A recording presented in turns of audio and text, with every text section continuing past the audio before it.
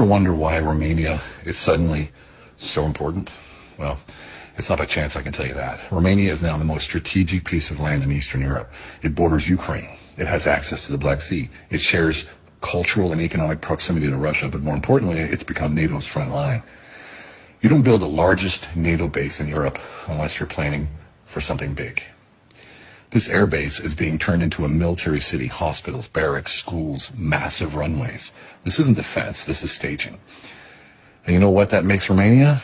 Unfortunately, it makes it the tripwire, the sacrificial pawn, the first domino in a wider war. If conflict actually does break out, Romania doesn't just participate, it bleeds first. That's the reality. And just look at what's happened politically. In the most recent presidential election held in November 24, the conservative candidate, Calin Georgescu, won the first round unexpectedly. And boom, it was annulled because they blamed Russian interference. Second election, the same conservative party is leading again in the exit polls. Momentum was his. And then, overnight, the pro-European candidate suddenly wins. Quietly, cleanly, as if scripted. And this time, France is caught meddling. Western interference, but this one is not annulled because they got the outcome that they wanted. So let's call it what it is. Two different rules, one for the East and one for the rest. And Romania, well, just a chessboard for the global elite. And I'll tell you this from experience. Back in 2000, I had an organization helping abandoned babies in Romania, working directly with local and national government. They welcomed us. They were grateful, cooperative, until the European Union got involved. An EU delegate came into our office yelling at us, furious. How dare we highlight this issue? How dare we draw attention to abandoned Romanian children?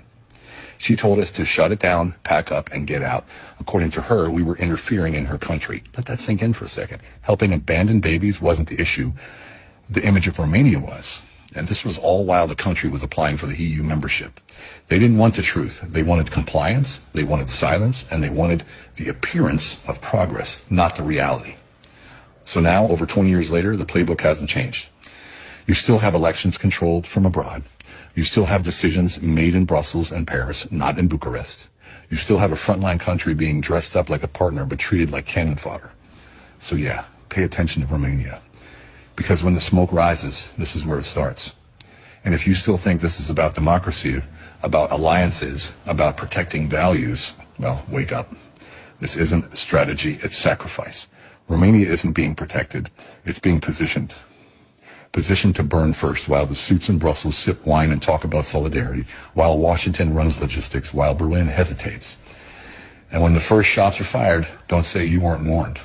Because Romania is a tripwire, the pawn, the acceptable loss. And history, well, history won't remember